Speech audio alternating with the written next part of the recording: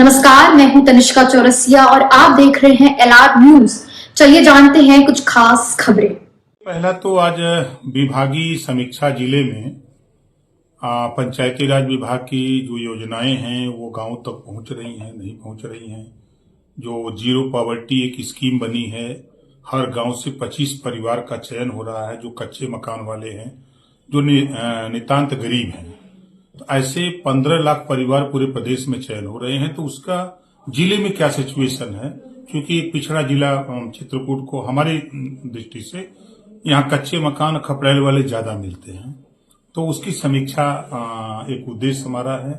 दूसरा है भागीदारी पार्टी, हमारे प्रेमचंद प्रजापति जी हैं, राष्ट्रीय अध्यक्ष हैं, इनकी पार्टी का एक कार्यक्रम है, तो उस कार्यक्रम में हमको जाना है। यही दो हमारा उद्देश्य है यहाँ आने का। मंत्री जी, जैसे आप अपनी सरकार में वंचित शोषित हक के लिए अधिकार रैली करना पड़ रहा है, क्या इसका उद्देश्य है? नहीं, अपनी सरकार में नहीं, हम तो हमेशा करते हैं। देखिए, हम कांसीराम जी के चेला हैं। जब मंडल कमीशन लागू करने को हुआ तब भी हम 15 दिन कचहरी में बैठ के धरना दिए। 27% रिजर्वेशन लागू हुआ, तो जो अति पिछड़े समाज के लोग हैं, नाई है, गोंड है, पाल है, प्रजापति है, बिंद है, केवट है, मल्ला है, राजभर है, चौहान है, पिंड है, बंजारा है, बहलिया है, खंहार है, जुल्हा है, दुनिया अंसारी, साईं दर्जी फकीर, जो अति पिछड़ी वंचित जातियां हैं, ये जातियां 27% रिजर्वेशन का लाभ नहीं पा रही हैं, और 22.5% में भी जो कमजोर जातियां वो लाभ नहीं पा रही हैं, जिसको सुप्रीम कोर्ट ने अभी कहा कि कोटे में कोटा, मतलब कि बांट करके सबको आरक्षण दिया जाए। तो इस बात को लेकर के हम लड़ते हैं। देश के प्रधानमंत्री माननीय नरेंद्र मोदी जी ने रोहिणी आयोग का गठन किया, उसका भी उद्देश्य 27% आरक्षण को बांट करके देना है। और उत्तर प्रदेश में पूर्व की सरकार में मैं मिनिस्टर था, जब 2001 में माननीय राजनाथ सिंह जी मुख्यमंत्री थे, तो उन्होंने भी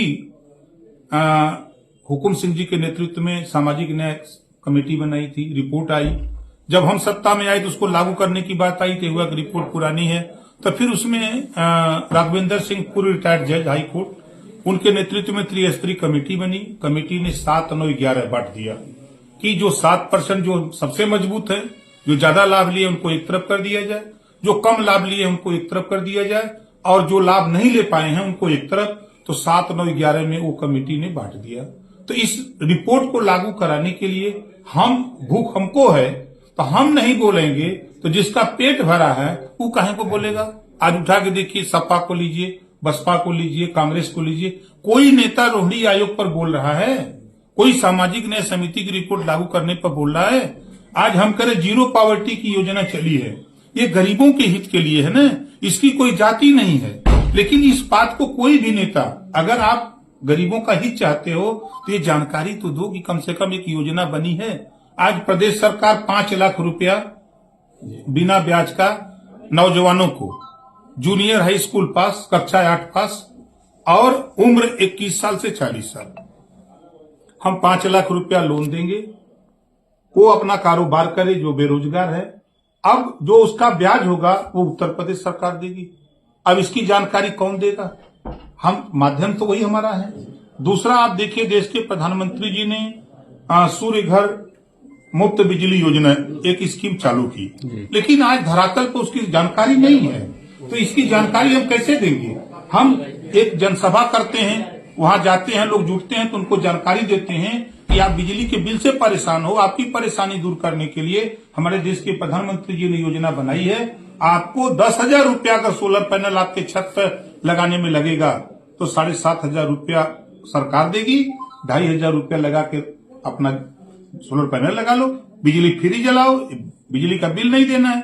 आपके पास छत नहीं है तो सरकार छत भी देने की तैयारी पूरी ताकत के साथ, अभी जैसे 15 लाख परिवार को हम लोग जीरो पॉवर्टी में देने जा रहे हैं। साल भर के अंदर उनको आवास देंगे, शौचालय देंगे, पेंशन देंगे, आयुष्मान कार्ड देंगे, सड़क होगा, बिजली देंगे, उनको फ्री शिक्षा देंगे। ये सारी योजना, पीएम आवास वो अलग चल रहा है, मुख्यमंत्री आवास।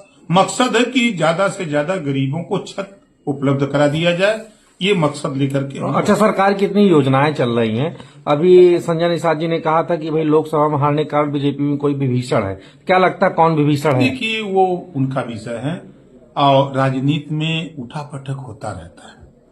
अब जैसे हम ही लोग यहाँ हैं, केहू के बुखार आ जाता है, क्या कहा जाए अभी तो हम लोग सब लोग स्वस्थ हैं, तो वो अलग बात है। देखिए, हार जीत लगी रहती है। पार्टी और विचार और सरकार अपना काम, सरकार अपना काम कर रही है, हम लोग अपना काम कर रहे हैं, तो अब वो उनका विचार है। मिल्कीपुर उपचुनाव हो तो क्या लगता है कि कौन जीतेगा वहां? अरे 100% जीतेंगे भाई।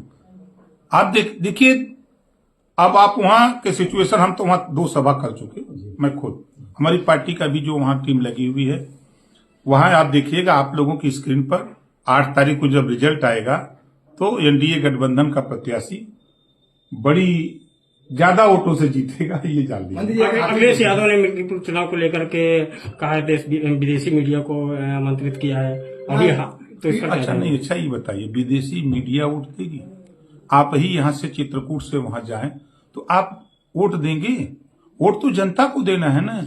जनता की नब्ज जो हमने वहां टटोला है, जो देखा है, लोग मन मिजाज बना लिए हैं। देखिए, हम अगर अपनी भाषा में कहें, आप वोट के मामले में देखिए, जनता को विकास रूपी दूध चाहिए, तो उसको जो है विकास रूपी दूध सरकार के साथ मिल सकता है। तो सरकार तो दुधारू गाय लेके घूमाता है, इस विरोधी लोग ठाठ गाय लेके घूमाता है, तो ठाठ गाय दूध दे ही नहीं। मंत्री जी, उनका उद्देश्य ये था कि विदेशी मीडिया कहे कि निष्पक्ष चुनाव हो सके योगी, इसलिए। अच्छा ये बताइए कि कभी जो सीटें वो जीत जाते हैं, वहां वो धांधली करके जीतते हैं? अभी पूर्व के 9 सीटों पर चुनाव हुआ, 2 सीटें वो जीते। उन्हीं से पूछिए, कभी उनके नेता मिल जाए या वो मिल जाए कि 2 सीटें आप जीते हो तो धांधली करके जीते हो?